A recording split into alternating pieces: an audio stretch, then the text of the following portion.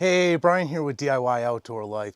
Today I have an exciting video for you because I get to unbox and review a brand new piece of technology.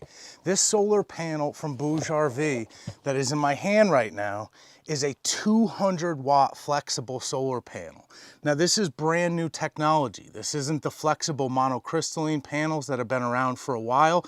This thing has a lot of features and they have a lot of big claims about the performance and durability of this panel. So I'm excited to show it to you and test it out for ourselves. Let's get to it.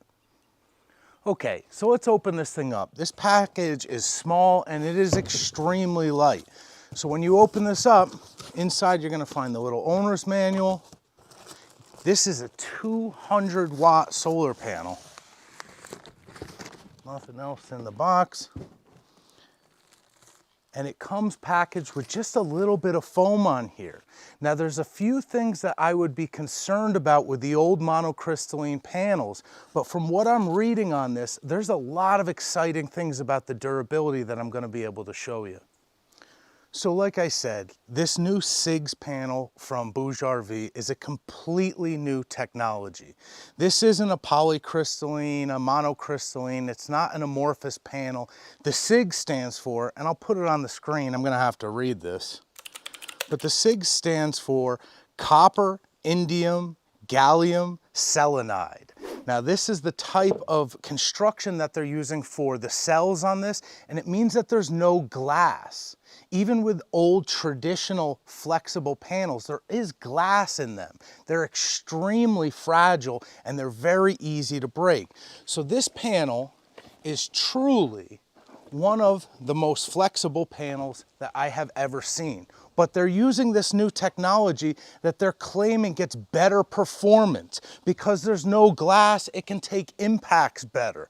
They are including this panel with self-adhesive tape on this that is rated for an outside permanent installation. And you're gonna be able to install this on places that you couldn't install the older, more flexible panels of the past.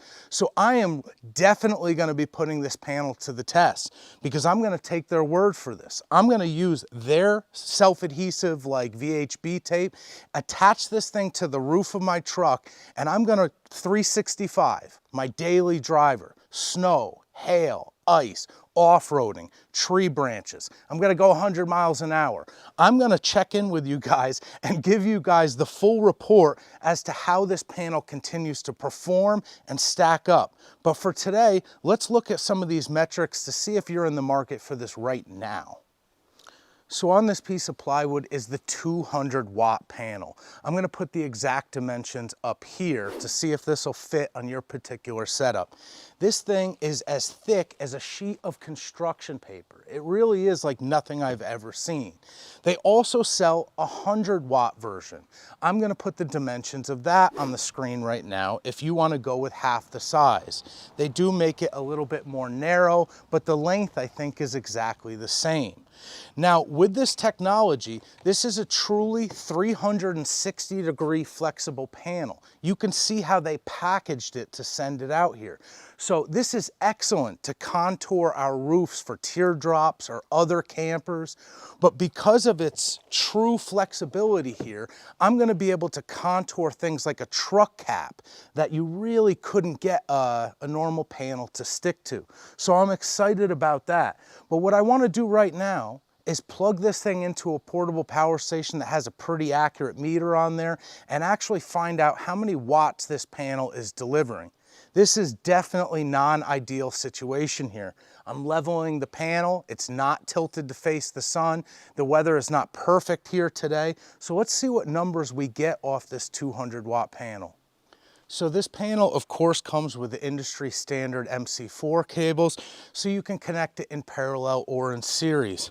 I used a little Anderson adapter and plugged it into this Ace Volt because I've been getting really accurate numbers off of this unit, so it helps me gauge out some of these panels. Now I'm getting about 130 watts right now. For those of you who don't have the experience, I wish I could do a side-by-side. It's really difficult to set this stuff up. But that is very, very high performance for the conditions we're in. I'm in upstate New York. So on my latitude, even in the summer, I'd be lucky to get 180 watts out of the highest quality glass 200-watt panel pointed towards the sun anytime. So I'm always going to lose about 10% at the best of conditions. By laying a panel flat like this, I would be lucky to get 140 watts in, like I said, pristine 12 noon sun above head conditions. 130 watts here is excellent. These are the exact same numbers that I would expect out of a glass panel. Now, there are some traditional downsides to flexible panels. Of course, there's upsides as well. So let's talk about how some of those conditions change things. So here's a quick rundown for beginners. More experienced people are going to know this stuff. But the positioning of your solar panel really matters. Things like how clean it is really matters. When I take some water or a microfiber and wipe these panels down, if there's pollen on them, I'll get a 10% boost in performance. Tilting the panel towards the sun so that it squares up with the sun makes a huge, huge difference. When you are looking to chase the sun for high performance, even with off-grid cabins, you will set your angle towards the sun in relation to what day of year it is, as well as your latitude. I'll come on one side of the latitude, like, maybe 60 degrees at one time of year, but when the days are shorter and the sun is lower, I change the angles of those panels so that you're always getting the optimal performance. We don't get to do this stuff as much with campers.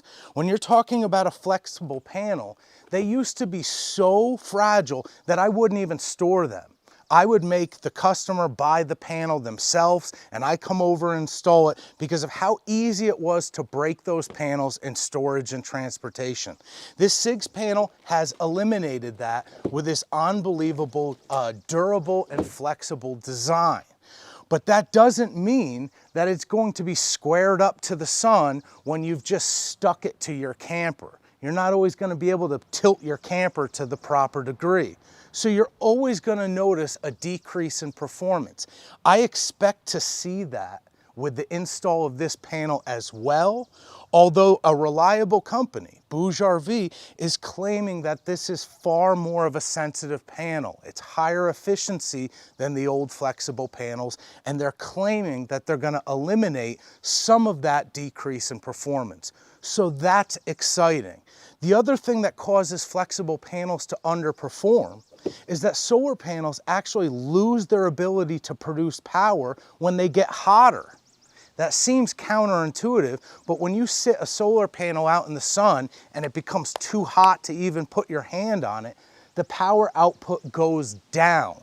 Because flexible panels are attached directly to matter, and there's no air gap underneath them like you might do with Z-clamps and a glass panel, they lose performance there as well. So I want to be forthcoming about all of these things. So with the decrease in performance, even if this CIGS panel does it well, why do people want to go with a panel like this? It comes down to the practical installations. You can't put a glass panel on a big curved surface of the front of your camper without brackets and a bunch of other crazy nonsense.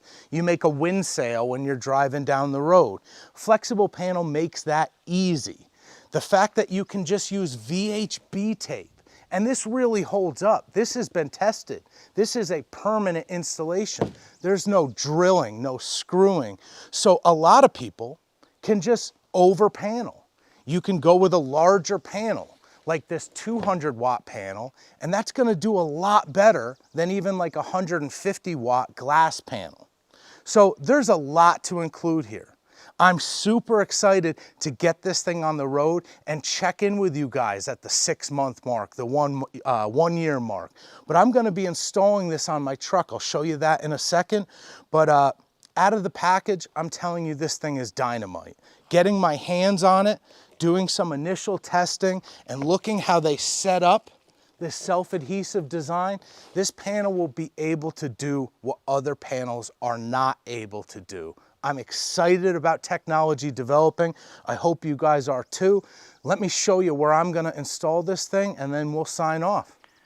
So check out where I'm gonna end up installing this panel. I will do a video to show how I'm doing this, but we're gonna bridge between the cab and the cap.